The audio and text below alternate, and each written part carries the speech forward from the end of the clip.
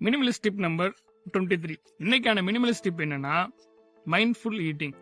நம்ம எல்லாருமே நல்லா கவனிச்சு பாருங்க. காலைல சாப்பிடுவோம், ஸ்நாக்ஸ் சாப்பிடுவோம், காலைல தூங்கி எழுந்துச்சுனே காஃபி குடிப்போம், திருப்பி ஒரு 10-10:30 மணி போல ஏதாவது வடை பஜ்ஜி சமோசா, திருப்பி மதியானம் சாப்பிடுவோம், திருப்பி 3 மணிக்கு ஒரு காஃபி பிரேக்கு, 4 மணிக்கு சுண்டல் பஜ்ஜி சமோசா, 5-6 மணிக்கு போனோம்னா அது பேர் என்ன, இப்போ ஏதோ பானிபூரி வாங்கி திங்கிறது, பானிபூரி சாட் எதையா சாப்பிட்றது, திருப்பி 7-8 மணிக்கு சாப்பிட வேண்டியது, திருப்பி நைட்டு தூங்க போறதுக்கு முன்னாடி டீ குடிக்க வேண்டியது. பாருங்க எவ்வளவு விஷயங்களை நம்ம செய்யறோம், ஒரு நாளைக்கு எவ்வளவு சாப்பிட்றோம் பாருங்க.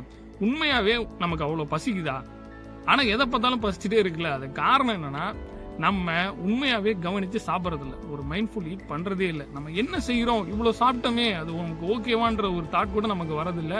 எப்ப சாப்பிட்ட ஒரு 10 நிமிஷத்துல நமக்கு பசிக்க ஆரம்பிச்சிருது. அதுக்கு முக்கியமான காரணம் நம்ம மைண்ட்ஃபுல்லா அங்க சாப்பிடறது இல்லை.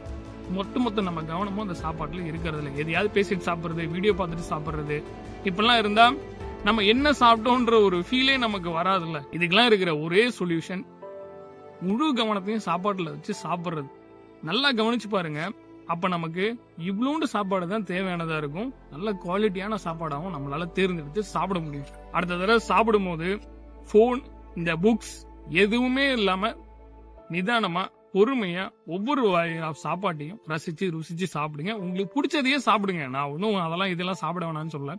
பிடிச்ச சாப்பாட்டையே ரசிச்சு ருசிச்சு நிதானமா இந்த போனை தூக்கி ஓரமா வச்சிருங்க. ரீல்ஸ் பார்க்காதீங்க, எதையுமே பார்க்காதீங்க, நிதானமா சாப்பிடுங்க. அப்படி சாப்பிட்டு பாருங்க, உங்களுக்கு உண்மையான குவான்டிட்டி எவ்வளவு தேவைப்படுதுன்றதை உங்களால புரிஞ்சுக்க முடியும். சும்மா எதை பார்த்தாலும் அதுக்கப்புறம் மனசு அளபோயாது, வயிறு ஒரு ஃபுல்லான ஒரு திருப்தி கிடைக்கும். சாப்பாட்டோட டேஸ்ட்டை நம்மளால உண்மையா அண்டர்ஸ்டாண்ட் பண்ண முடியும். யாருக்கிட்டயா நீங்க போய் கேளுங்க, நீ சாப்பிட்ட சாப்பாடு என்ன டேஸ்ட்ல இருந்துச்சுன்னு. இப்ப யாருமே ஒரு கிளாரிட்டியோட நான் என்ன ருசியில சாப்பிட்டேன்னே சொல்ல முடியல. அந்த நிலைமைக்கு நம்ம மனசெல்லாம் ஒரு தெளிவான ஒரு பிரசன்ஸ் ஆஃப் மைண்ட்ல இருக்கிறது இல்ல. தேங்காய் சட்னி சாப்பிட்டு புளிக்குதுன்னு, எப்படி சொல்றது, வெங்காய சட்னி சாப்பிட்டு கசக்குதுன்னு பாஸ்.